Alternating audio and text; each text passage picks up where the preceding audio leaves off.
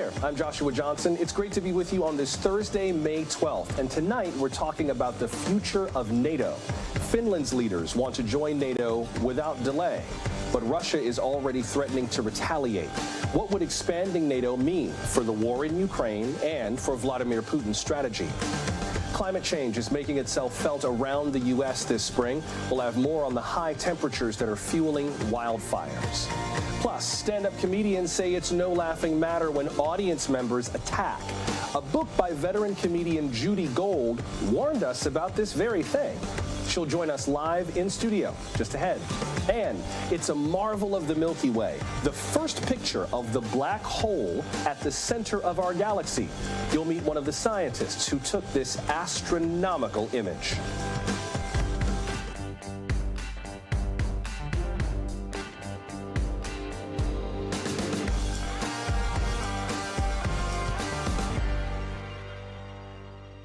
It was one of Vladimir Putin's conditions for ending his invasion of Ukraine.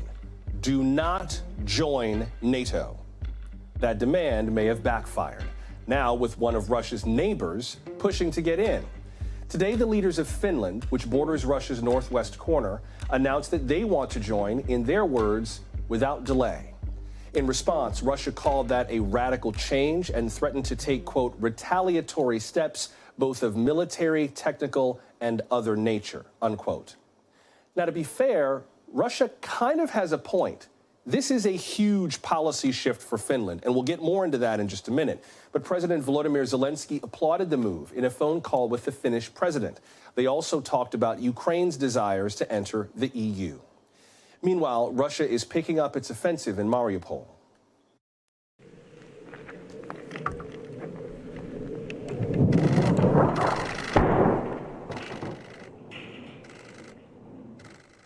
Yesterday, more explosions shook the Azovstal steel plant there.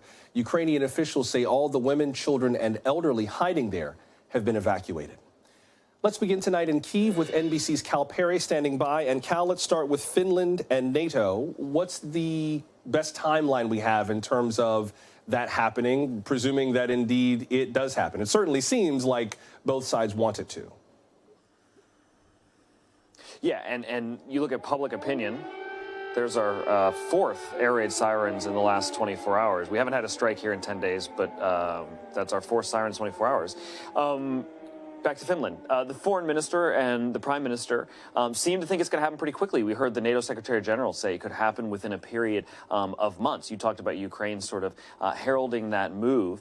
It'll be interesting to see sort of the timeline on this. What could Russia do? I think there's a lot of suspicion Russia could cut natural gas to Finland. Certainly politicians there have expressed concern that that could happen. We know high-level bombers are often flown near that border, so expect to sort of see that.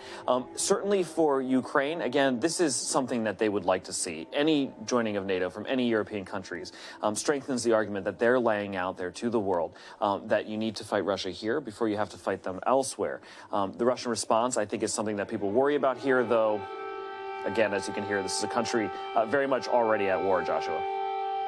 Cal, let me just lean into what we're hearing right now. These air raid sirens, you said this was the fourth one in a while. How often have you been hearing them? Have they been mostly at night, during the day? You said there hasn't been a strike where you are in, I think you said about 10 days, right?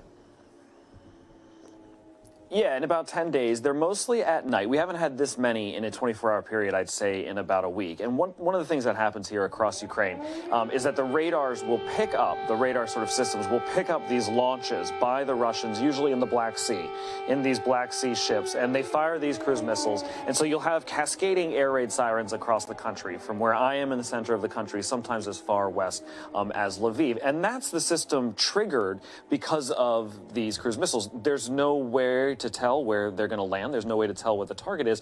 So out of an abundance of caution, again, they sort of do these cascading systems. The other thing to note, and I think this is really important for people who are watching this from thousands of miles away, just because the missile is hit by those anti-aircraft systems, it still has to fall somewhere. So oftentimes what we'll hear is the boom of a missile intercepted over Kyiv on its way to another target, but it will land here in a residential area, and it will inevitably sort of kill civilians. That's the thing that's been happening across the country as well.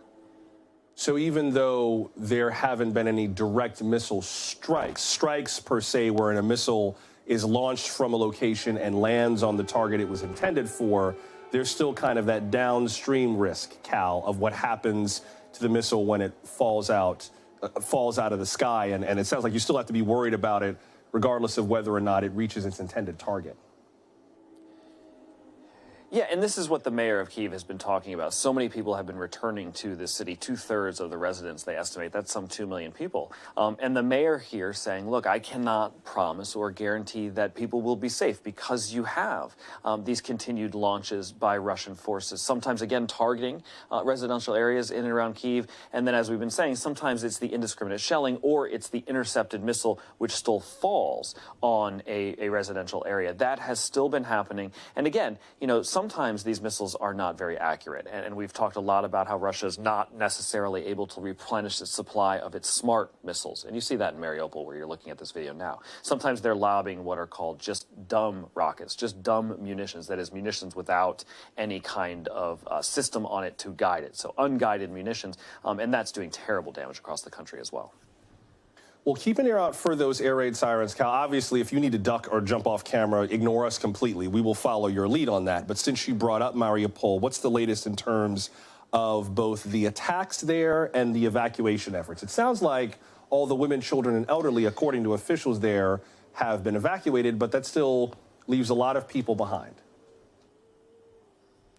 That's right. International Red Cross getting out the civilians, we understand, from that plant and from sort of what appears to be a tunnel system, bunkers underneath that plant.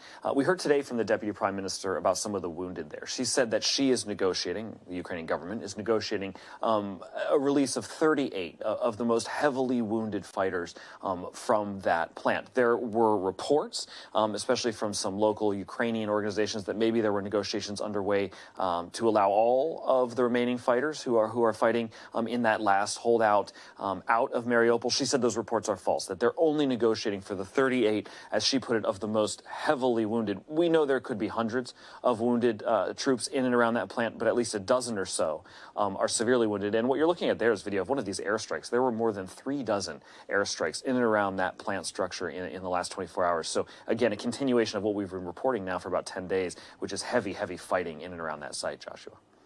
And Cal, we've been hearing from the families of some of the trapped soldiers. What have they told us? Yeah, and we got our look at some photos, you know, this week. Our viewers may remember. We're talking about severe wounds here and no medical treatment available because they're just under fire the entire time. One of our NBC teams spending time today with some relatives, they got this soundbite from the wife of one of the fighters. Take a listen. We know what is happening there at Azovstal steel factory. Those are inhumane conditions. There are hundreds of wounded people who don't have their legs, their arms, nor any anesthetics. My husband, when he called me, described the situation as apocalypse. I really ask, save people, please save people from those intolerable conditions. One of the things that we've been hearing both from family members and from fighters who've been posting videos on Telegram is a cry to get rid of and to allow the evacuation of some of those severely wounded. Again, the International Red Cross is charged with this task under the Geneva Conventions. And under the Geneva Conventions, those wounded individuals should allow evacuation. Obviously, Russian forces have continued their attack, and Ukrainian officials, for their part, say they're not allowing that evacuation to happen. But again, the Deputy Prime Minister is saying she's tried to sort of restart negotiations for the most heavily wounded fighters, Joshua. Thank you, Cal. Of course, stay safe as best you can. That's NBC's Cal Perry starting us off tonight on a busy night in Kyiv.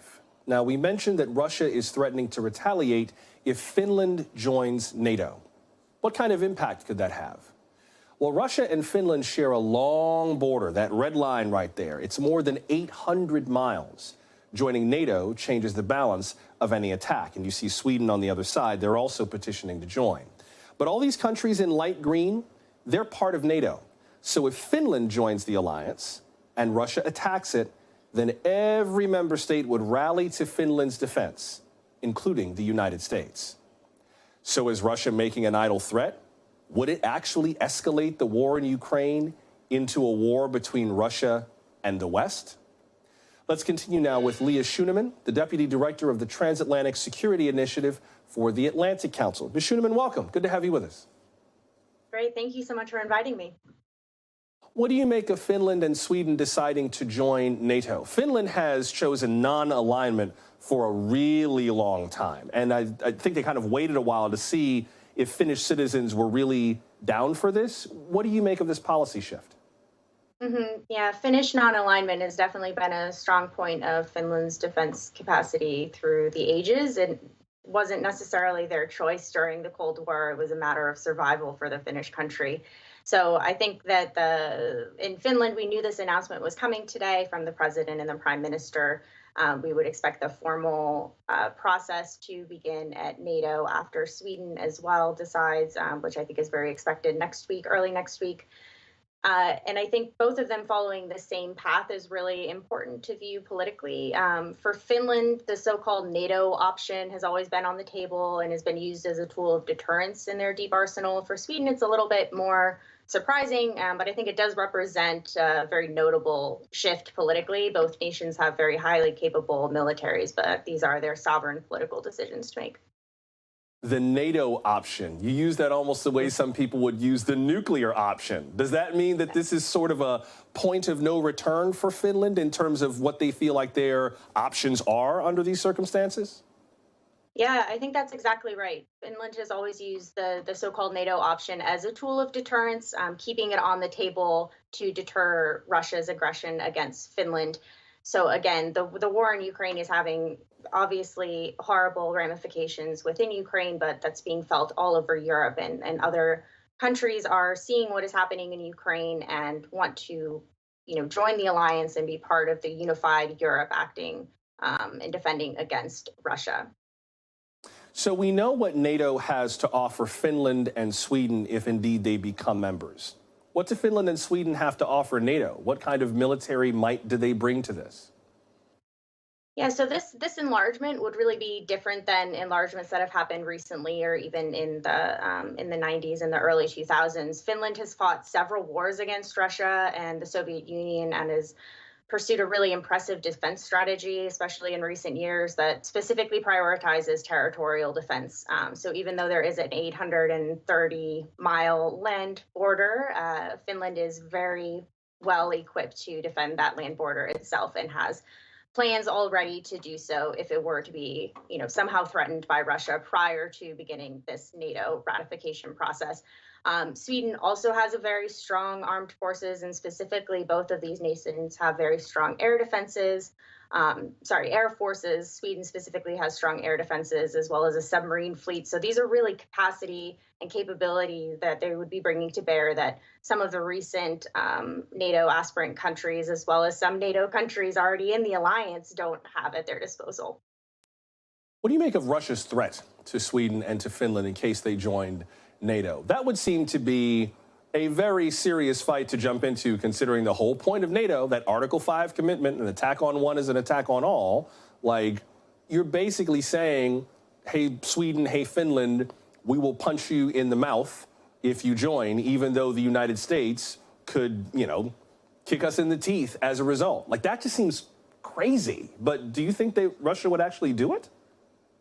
So I think a threat from President Putin and the Russian regime is never an idle threat. The threat of Russia acting out in these aggressive manners is never zero. But I don't think that Russia is in the position right now to make any serious military threat against Sweden or Finland, even in this interim period before they join the alliance, which I think is the period that a lot of us are watching very closely. I think the biggest threat that Russia can pose to Sweden or Finland right now is through disinformation and other hybrid measures like cyber attacks. But I think both of those countries are already well equipped to deal with that. They've been facing threats in those realms from Russia for years and have been adequately defending against them. If anything, the NATO alliance can learn a lot from Finland and Sweden in deterring against those kind of attacks and defending against them. But I think that this really just proves the threat that Russia poses, not just to the countries that it's occupying, Georgia and Ukraine, just to list the two more recent ones, but it really is a threat to the entire liberal order that benefits the United States and all of our allies and partners. So, if Putin can succeed in this military invasion, what sort of message does that send to President Xi as he is looking at Taiwan and other authoritarian rulers across the globe? So I think that by banding together in this way and showing a united front, it's really a seed change, and it's a long-term change that Russia is enacting here and not in their favor. Leah Schuneman of the Atlantic Council, appreciate you breaking this down for us tonight. Thank you very much. Thank you so much. Have a great night. Still to come, California's wildfire season is off to a busy start. Bill Cairns has the forecast for the hot spots of the western U.S. We're glad you're with us for Now Tonight from NBC News.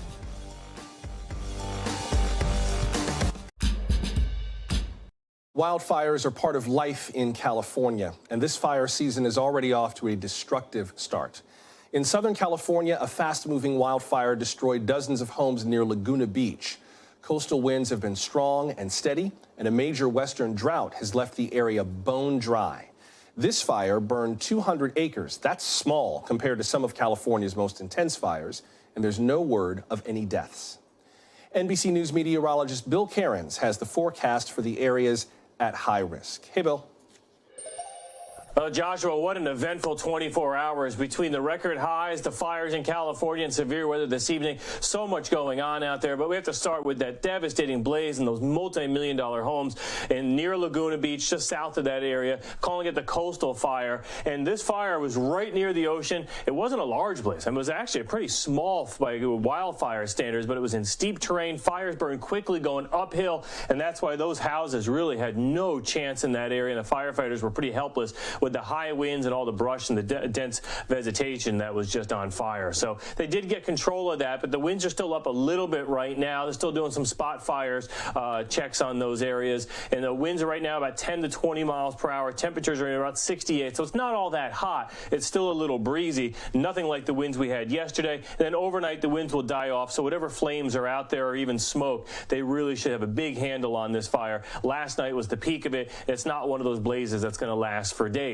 One thing we found out today, and I think anyone that's been following the weather in the West knows this, look at the entire western half of the country now is in drought. We have extreme and exceptional. Those are the red colors covering much of western Oklahoma, North Texas, central Texas now, and then the areas of California, the southern half of including Las Vegas there in Nevada, is all in extreme and exceptional drought conditions. I mean, for California alone, this would be 8 of the last 11 years that you've been in extreme drought conditions. That's why they're calling this the mega drought. So far, rainfall total since the beginning of the year are ranging between 10 to 20%. So the fire season is going to continue. And the biggest blaze by far in the country is the Hermit's Peak fire. It is over 250,000 acres, and there's an army of firefighters on that blaze. We're also tracking severe weather this evening. A dangerous line of storms is moving through areas from Sioux Falls to Aberdeen to Fargo. A moderate risk of severe storms. We have tornado watches in this area,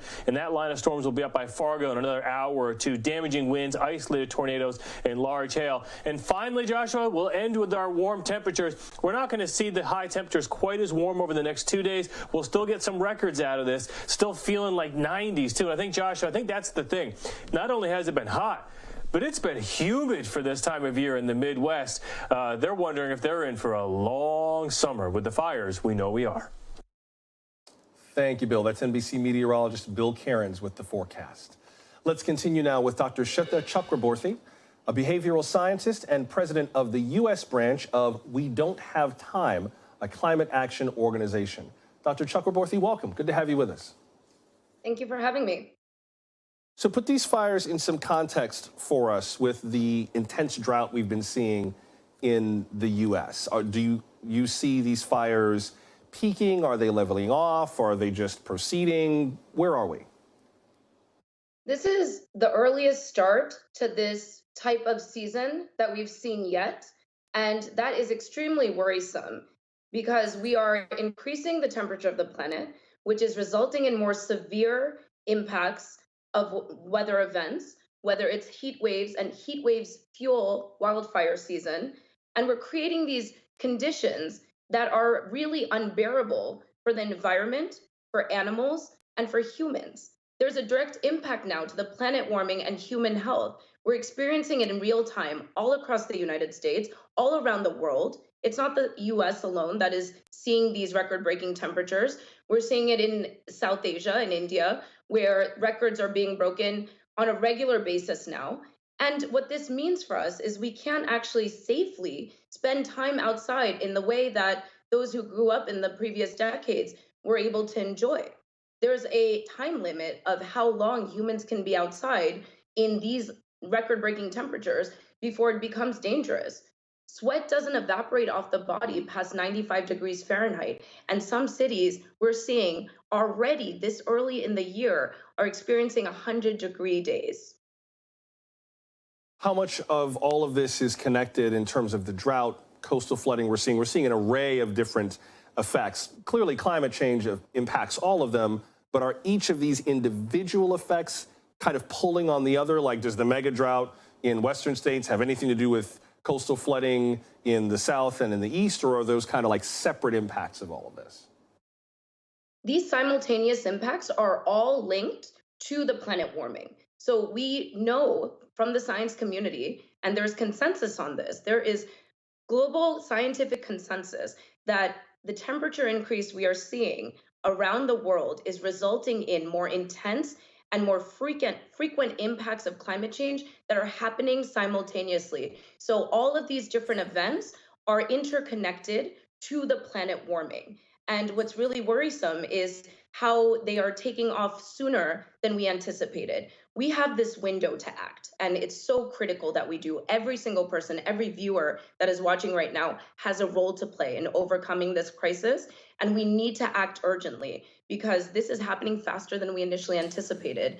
We knew that these impacts were going to be taking off, but the fact that we are seeing warmer temperatures this early on, wildfire season is all year round now. We are seeing severe weather that never existed in certain parts of the country. Texas, for example, Right. Sure, can anticipate hot weather, but there was the incredible freeze that occurred in Texas as well. So yes, these are all interconnected and happening simultaneously. I don't want to sound like the guy from Don't Look Up, but, and I know you know what I'm talking about. I know you know what I'm talking about, the Tyler Perry character. But I feel like the conversation around this, to an extent, like that's why that movie hit so many people so hard, right? Is because it felt like there's this conversation that needs to be had, and we just either can't have it, won't have it, don't have it, or feel like, well, I don't know what the hell you want me to do. I can't unburn the wildfires. I can't bring back the coast. I don't know what the conversation is I should be having. You deal very squarely in talking about these things.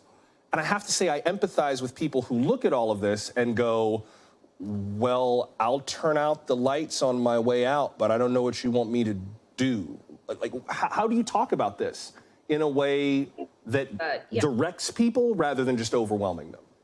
I appreciate that. I'm a behavioral scientist, so I know that this information is really scary, but people need to know the facts. We cannot be anything but direct about the reality of what we are facing. And yes, it's true, fear immobilizes people, but hope inspires people to action. So we need to speak about this crisis in that order. Tell people the facts. We deserve the facts. Americans all over the country are now either directly experiencing impacts of climate change or at least are 1 degree of separation from somebody who has, and eventually will. There's nobody that is going to be left out of the impacts of the planet warming. And so people need to know what's coming so we can secure ourselves, our families, our communities. But the hope part is critical. So tell people exactly what is coming and give very tangible, actionable next steps of what needs to be done. And here's what needs to be done. Join the community of champions who are voicing protections for the planet. Demand from Congress to take action. There should have been legislation passed last year that protected the environment in the United States and around the world. That is still pending in Congress. We need to see that passed. So we can come together, we can use technology and tools that are available for free, like the We Don't Have Time platform. Individuals can download and connect with one another and accelerate solutions to the climate crisis. And get behind reforestation. Let's get behind some nature-based solutions, because nature can heal itself if we give it the support it needs. We need to put trees back into the soil. The soil needs to be able to absorb carbon the way it has for millennia. Right. So it can play the role that it needs to heal our planet, and we'll overcome this. We are we are actually, human ingenuity can overcome anything. So I do have hope and confidence that when we come together, we'll solve this climate crisis. I feel like there's another conversation for another night to have about the role of individuals and the role of government and how those lock together, because some of these are large solutions that need to happen government to government. Conversation for another night, but I appreciate you at least kind of pointing in that direction. Dr. Shweta Chakraborty, I really appreciate you making time for us tonight. Thank you so much. Thank you. Coming up, has Bitcoin bottomed out? Just hit its lowest levels in more than 16 months, but it's not the only cryptocurrency that's dropping. That's just ahead. Stay close.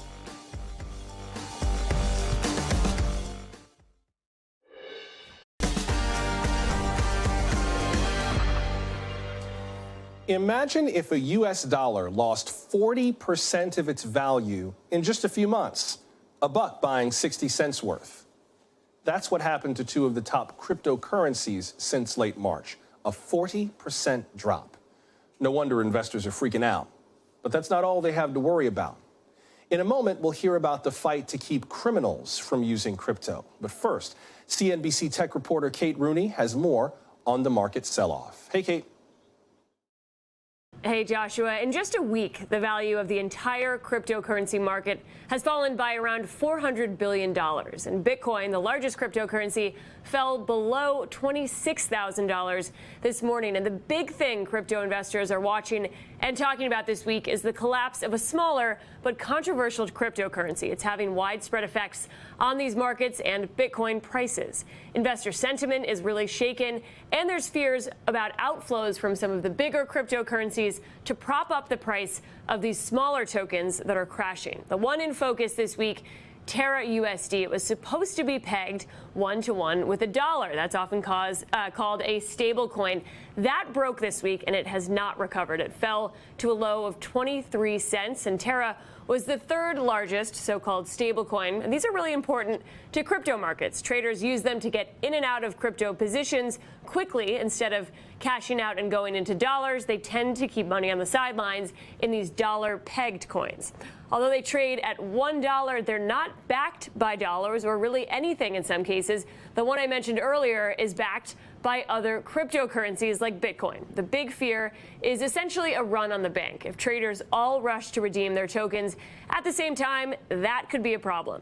Part of investors' enthusiasm for Terra has been some of its high-profile backers and charismatic founder Do Kwon. There are some billionaire investors losing a lot of money during the crypto collapse this week, but there's also a lot of average retail investors that bet big and are losing out as a result. Joshua, back to you. Thank you, Kate. That's CNBC's Kate Rooney reporting. Now, despite this sell-off, crypto markets have seen new interest and growth. That includes among criminals. Now, the U.S. government is getting more involved in targeting scammers and thieves. NBC national security and intelligence correspondent Ken Delanian has that story. It only took a few seconds for Philip Martin to lose his life savings. It's been very frustrating. I'll be honest. I've had panic attacks. $165,000 worth of investments in cryptocurrency gone after he says hackers stole his password and wiped him out. Crime involving crypto is increasingly in the sights of federal agents. The Department of Justice recently announced the largest government seizure of money in U.S. history. The government grabbed what it says was $3.6 billion worth of stolen Bitcoin and charged this New York City couple, also notorious for online rap videos, with money laundering. Court records indicate the couple is now in plea discussions. We bring it here to have Chris Gencheski was the lead investigator in the case, not with the FBI, but rather the IRS. I thought the IRS collected taxes. Yeah, certainly we do, but we also investigate violations of Money Laundering and Bank Secrecy Act. Now in the private sector, Gencheski was until recently one of the top cryptocurrency specialists in the IRS Criminal Investigation Unit.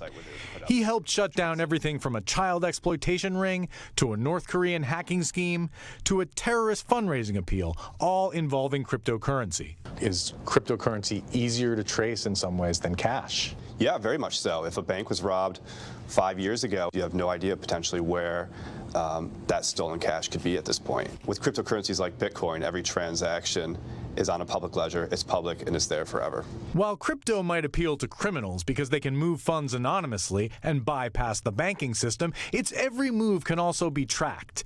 And new software is helping investigators at the IRS figure out the real people behind those movements.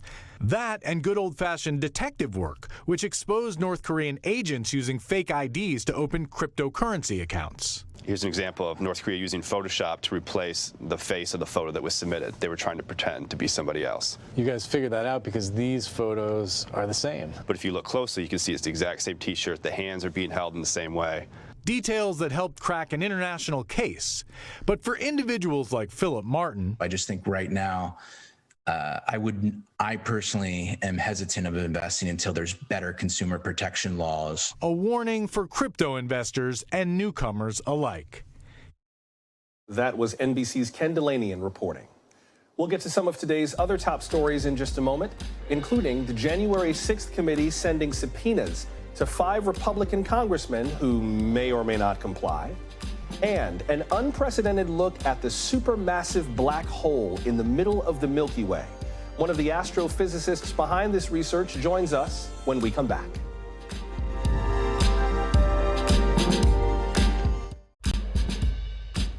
Tonight's headlines begin with COVID. Today, the White House acknowledged that the pandemic has killed 1 million people in the United States. President Biden ordered all federal buildings to lower their American flags to half-staff until sundown on Monday. The president reminded Americans that the pandemic is not over. 1 million COVID deaths, 1 million empty chairs around the family dinner table. Around the world, many more millions have died. Millions of children have been orphaned. We must honor those we have lost by doing everything we can to prevent as many deaths as possible. Biden also co-hosted a global COVID-19 summit. The goal was to chart out next steps in fighting the pandemic. The other host nations included Germany, Indonesia, Senegal, and Belize. Today on Capitol Hill, the committee investigating the January 6th attack handed down its first subpoenas to sitting members of Congress, 5 Republican lawmakers. House Minority Leader Kevin McCarthy of California, and Congressmen Jim Jordan of Ohio, Scott Perry of Pennsylvania, Mo Brooks of Alabama, and Andy Biggs of Arizona. You can see their appearance dates there. Now, the democratically controlled committee had previously asked these congressmen to sit for interviews voluntarily, but they refused. So what happens next? NBC Capitol Hill correspondent Ali Vitale has more on that. Hey, Ali. Yeah, Joshua, an unprecedented day of action here from the January 6th committee, the first time that they are reaching out to subpoena their colleagues here in Congress. 5 Republican lawmakers, including the top Republican in the House, a man who could very well become Speaker less than a year from now if Republicans retake the House in November. This is a significant escalation on the part of the January 6th committee. Important to point out, they have asked all of these lawmakers previously to come before the committee voluntarily. Of course, putting subpoenas behind it puts some teeth and some legal muscle behind that ask. And it's exactly that line between voluntary and now legal compulsion that I asked Congressman Adam Schiff about, a member of the committee, what it means now, because for him, he says that these lawmakers should come before the committee to testify, but whether or not they will is the open question. Listen. That word voluntarily, right? Because you've got subpoenas involved now. We have subpoenas involved now, and we would hope, though, that they comply with those subpoenas, that they don't fight those subpoenas. They understand the relevance of their testimony, and they should do the patriotic thing and come and share what they know. And look, Joshua, that's an idea that we have heard a lot from members of this committee, that people should be working with this committee because of the patriotism as opposed to the politics of this moment. It's an argument that has fallen flat when other members of the committee have made it, and it's kind of hard to see how it goes any other way now. But eventually what this leads to is questions about what happens when sitting members of Congress defy a subpoena and what it means to enforce that. We've seen this go forward in other moments with Steve Bannon and Mark Meadows, Peter Navarro, Dan Scavino, members of the president's inner orbit who have defied their subpoenas. The main Congress has had to vote on that, to refer those criminal contempt referrals over to the Department of Justice. You could end up in a situation here over the course of the next few weeks where those votes on the center of the House floor are being taken about actual sitting lawmakers in that body. It really puts us in uncharted waters here. But the committee now today, with this motion, answering a long question of if they'd be willing to subpoena their colleagues, and now opening up a whole lot of other questions about what comes next. Joshua? Lots and lots of other questions. Thank you, Ali. That was NBC's Ali Vitale for us on Capitol Hill. Let's go now from Washington to the center of our galaxy. Today, scientists revealed the first picture of the supermassive black hole in the middle of the Milky Way. That fuzzy ring of glowing gas, that is Sagittarius A. An international team of astronomers captured it with the Event Horizon telescope. This is only the second photo captured of any black hole. We'll show you the two pictures side by side. This team behind the new image, the one on the left is the new image. That team's comprised of more than 300 scientists from 80 institutions around the world. Joining us now is Feryal Ozel. She is a professor of astronomy and astrophysics at the University of Arizona, and she was on the research team behind this image. Professor Ozel, welcome. Thank you. Lovely. First of all, I'm glad to have you here. I've never seen an image quite like this. I wonder what your initial thoughts were the first time you saw it. Congratulations for getting this picture. When you saw it, what did you and your team think? Thank you. It's definitely a long time in the making getting this black hole image of the black hole at the center of our own galaxy, the Milky Way. And it's a big team working on it for many years. We were very happy to share it with you. It was, of course, exhilarating, but it's also a matter of really making sure that we are able to share with you things that we're confident about. So going from the very first images where we knew we had a ring like a donut that you see there, to something that we're really confident of that we can share with you took a few years. So yeah. That's the scientific process. Talk about what those years involved. I mean, how did you know that this was the black hole at the center of the galaxy? How did you figure that out? We knew that there was a very massive object at the center of our galaxy, and we've been doing many different observations of it for decades, we being the astronomy community. We look at it at different wavelengths of light. We look at it with different instruments that allow us to trace the orbits of stars. This was actually the Nobel Prize last year, confirming the presence of a very massive object at the center of our galaxy. But at the same time, it is a very faint object. For something that is 4 million times the mass of our sun, it should be extremely bright, but it's not. It's very faint, actually. So we were suspecting for a long time that there is a black hole there. And when we had our global array that was able to do these observations of imaging these black holes, we turned it to the center of our galaxy to see if we can grab a picture of this one.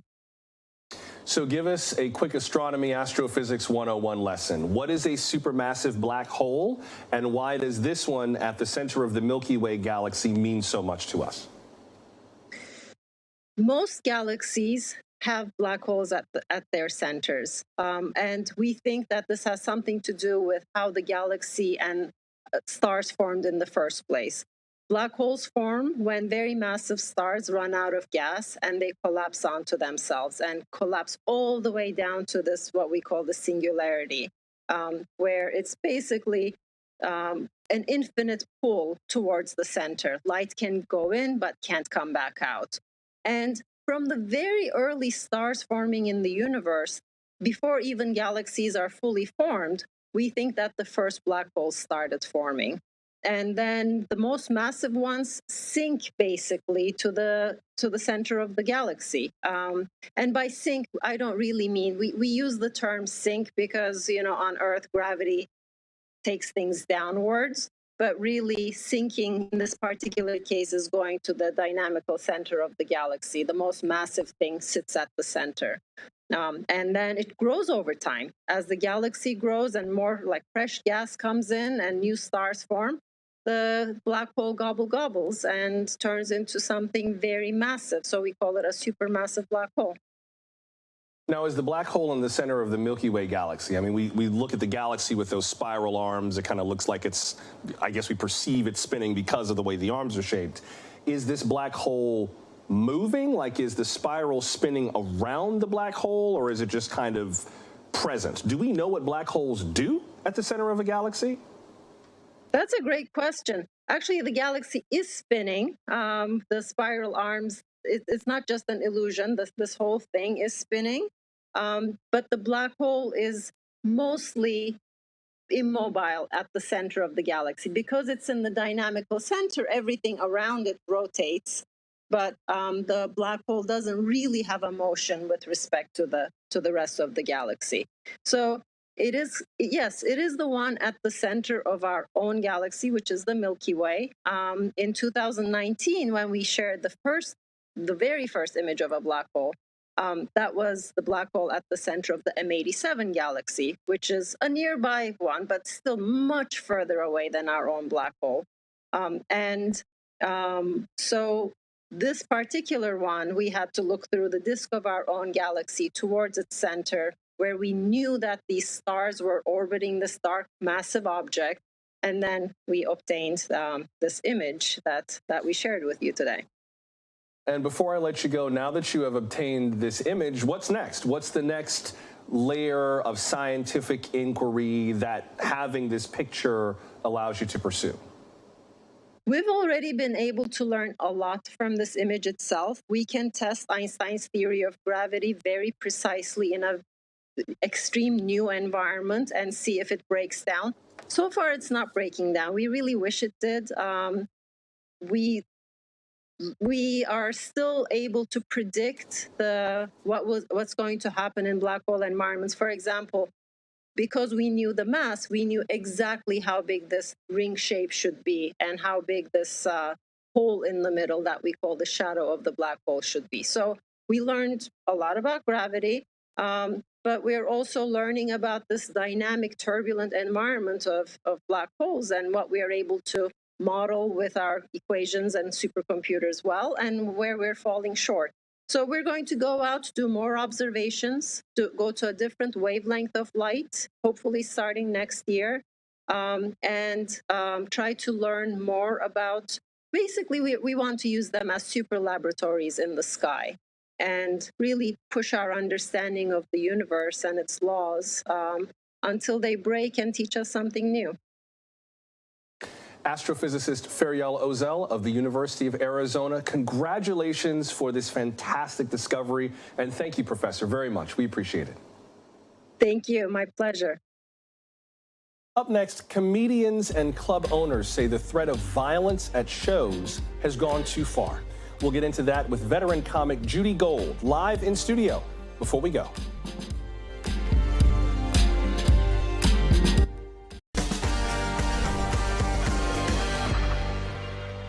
It's been about a week since Dave Chappelle was attacked on stage in Los Angeles. His alleged assailant now faces 4 misdemeanor charges, but Chappelle's lawyers expressed their disappointment at not seeing felony charges.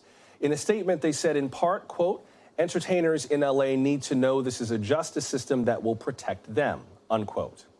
But this was not an isolated event. Even before the slap at the Oscars, comedians across the country say they've been facing increasing threats. What should we do about people who really cannot take a joke? And how are performers dealing with the potential for violence?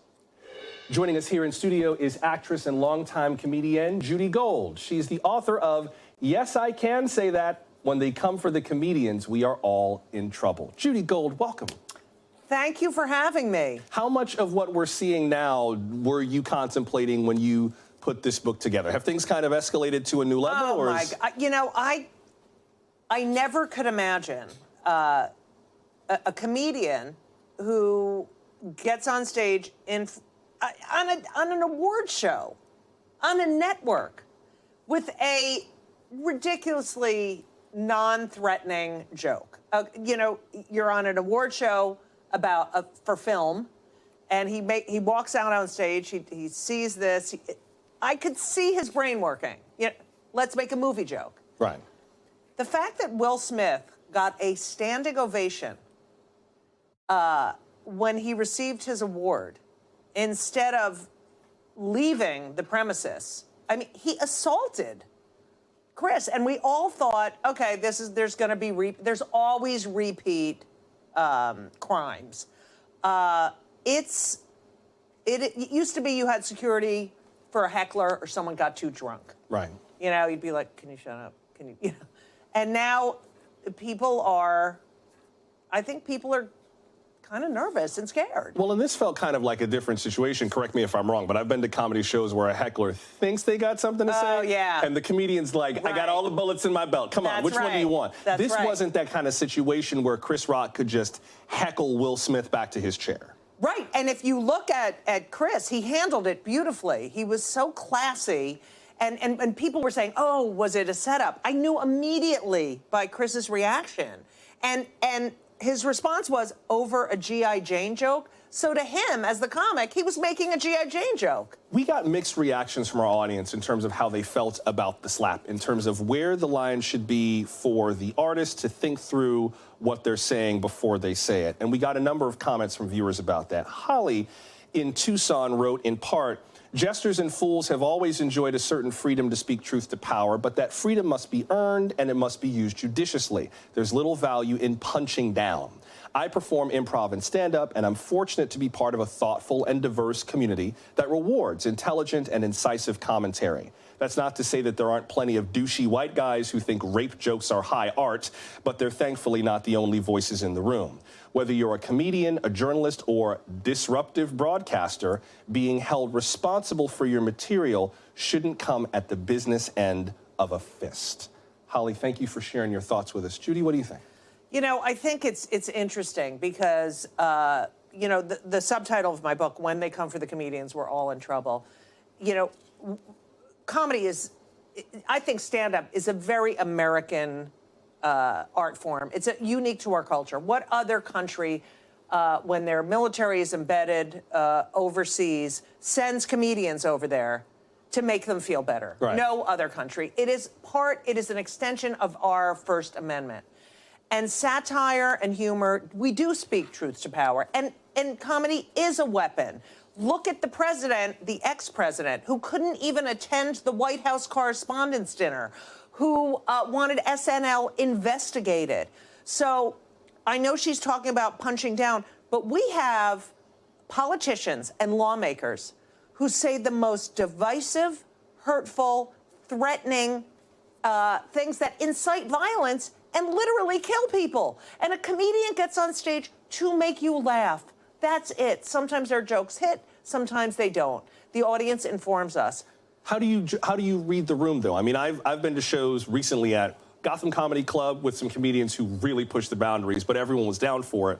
Saw a comedy show not too long ago with Lady Bunny, the longtime drag queen. Yes. And her show was like, don't bring your kids. Right. Don't bring your kids, don't bring your grandparents, don't bring nobody that got a pacemaker. Right. Because they're not down for this show.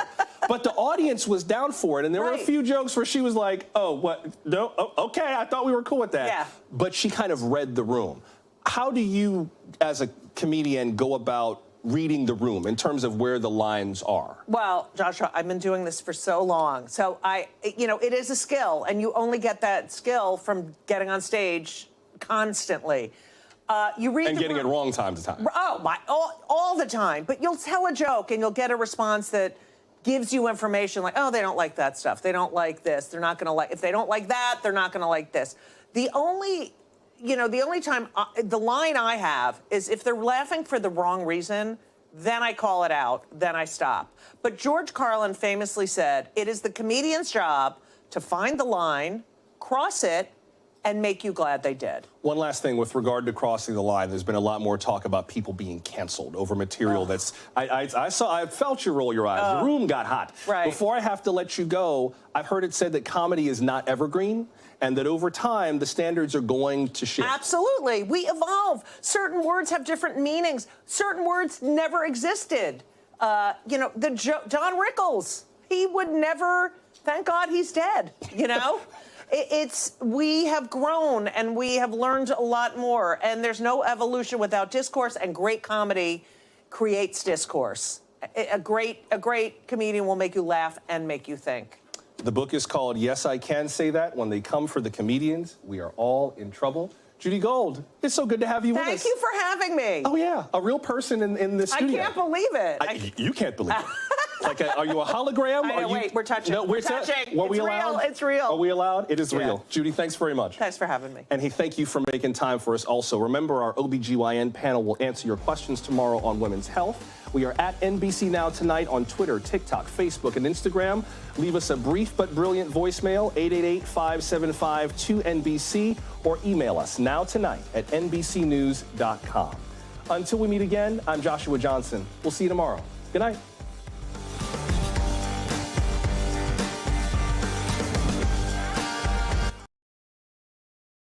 Thanks for watching our YouTube channel. Follow today's top stories and breaking news by downloading the NBC News app.